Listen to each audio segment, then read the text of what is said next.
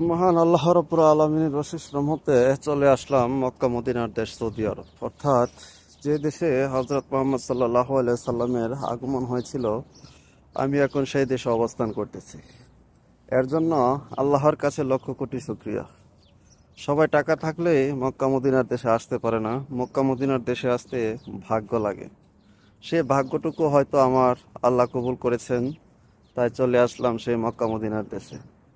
মক্কা মদিনার দেশে আসলাম আগামীকাল। এসে একটা বিশ্রাম নিলাম লম্বা। তারপর আজকে বের হলাম। হওয়ার পর থেকে একটু হাঁটা চলাফেরা করতেছি। তো বাসার পাশে একটা পার্ক। সেই পার্কে চারপাশে শুধু খেজুর গাছ আর অনেকটাই নিরিবিলি পরিবেশ। বাংলাদেশের মাটিতে তো অনেকেই দেখবেন কোলাহল মুক্ত, অনেক মানুষ জনবল আর কি। তো এই দেশে পার্কে কোনো মানুষ নাই, দু চারটা লোক বসে আছে, একটা বিশাল বড় একটা পার্ক। আর এখন হাঁটতেছি একটা রোদের মধ্যে। আর আমার পাশে একটা খুব ভালো একটা সুপার শপ, সম্ভবত একটা শপিং মল। আর চারপাশে যে পরিবেশটা অনেকটাই সুন্দর। আসলে আল্লাহ মানুষদেরকে সৃষ্টি করেছেন কতই না সুন্দর করে, আর তাদের জীবন কতই না সুন্দর। আর সেজন্য বলতে গেলে আমাদের বাংলাদেশের মানুষ কতই না কষ্ট করে। আল্লাহ ভৌগোলিক প্রেক্ষিতে মানুষদেরকে জীবনের অনেক কম বেশি করে থাকে। আমি মনে করি সেটাই। কেননা বাংলাদেশের মানুষ এতটা শান্তিতে নেই। তাদের জীবনযাত্রার মান তেমন উন্নত না। তাদের ক্ষুধা দারিদ্রতা ইনশাল্লাহ লেগেই থাকে বললেই চলে। কিন্তু সৌদি আরবের দেশ, অর্থাৎ আল আরব, সেই দেশের মানুষের জীবনযাত্রার মান অনেক উন্নত। এবং বলতে গেলে সেই দেশের মানুষের নিত্য প্রয়োজনীয় যে চাহিদা এবং নিত্য প্রয়োজনীয় যে সমস্ত ইচ্ছা আকাঙ্ক্ষা সবই ঊর্ধ্বমুখী আর কি। আমাদের বাংলাদেশের মানুষের সাথে সেটা ম্যাচিং হবে না কোনো ভালোই। আল্লাহ ভালো জানেন, সবকিছুর মহান আল্লাহ তাআলারই সৃষ্টি।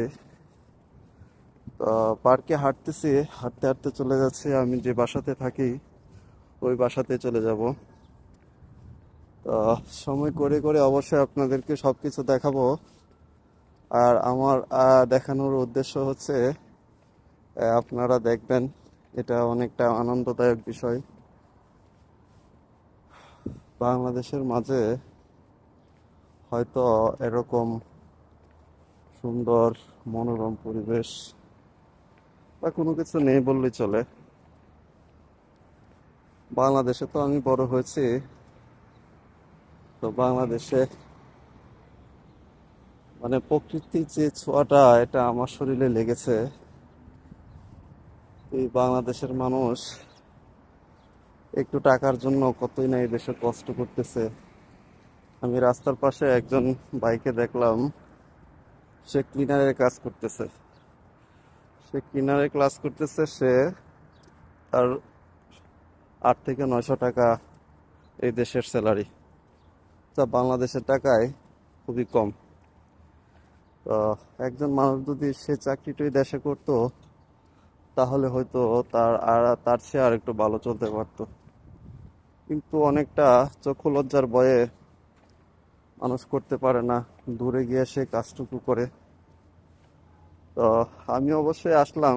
আমিও তেমন একটি বড় পরিবারের সম্ভ্রান্ত পরিবারের লোক নয়, একটি মধ্য পরিবারের লোক। আমারও জীবনের চাহিদা আছে যে একটু ছোটখাটো চাকরি করার। তো চাকরি করার উদ্দেশ্যে এই দেশে আসলাম। তার পূর্ব আগ মুহূর্তে আমি এই দেশে, মক্কা মদিনার দেশ তো, এই দেশে আমি হজ অর্থাৎ উমরা পালন করার উদ্দেশ্যে আমি যাব আগামী 2 দিন পরে। আহ, আল্লাহ মানুষদেরকে সৃষ্টি করেছেন এক একটা ভৌগোলিকের প্রেক্ষিতে। আমাকে যদি একটু দেখেন যে আমার এই যে ঠোঁট, অর্থাৎ বাংলাদেশের আমি থাকাকালীন সময়ে কিন্তু আমার এরকম হতো না। তো এখানে আসার পরে, অর্থাৎ আমি রাস্তায় বের হলাম, অনেক বাতাস, যদিও রোদ, তারপরেও রোদের সাথে যে বাতাস, এই শুষ্ক বাতাসে আমার ঠোঁট অর্থাৎ শরীরের যে স্কিন এটা অনেকটা নষ্ট আকারের হয়ে যাচ্ছে। আমি হতে পারে এই দেশের আবহাওয়ার সাথে এখনো ম্যাচিং হতে পারি নাই। আমাকে 2-4 দিন লাগবে এটা ম্যাচিং হওয়ার জন্য। তো আরেকটি বিষয়, রাস্তার পাশে দিয়ে আমি যাচ্ছি আর কি, যদি দেখায় আর কি, রাস্তার পাশে শত শত গাড়ি তারা পার্কিং জন্য রেখেছে, কোনো মানুষ নাই। অর্থাৎ এত বড় একটি রাষ্ট্রে 3 কোটি মানুষ, সেটা কি ভাবা যায়? আর বাংলাদেশের ছোট্ট একটি রাষ্ট্রে 20 কোটি মানুষ। আল্লাহ আমাদেরকে মানুষ দিয়েছে, জনবল দিয়েছে, কিন্তু অর্থ সম্পদ দেয় নাই।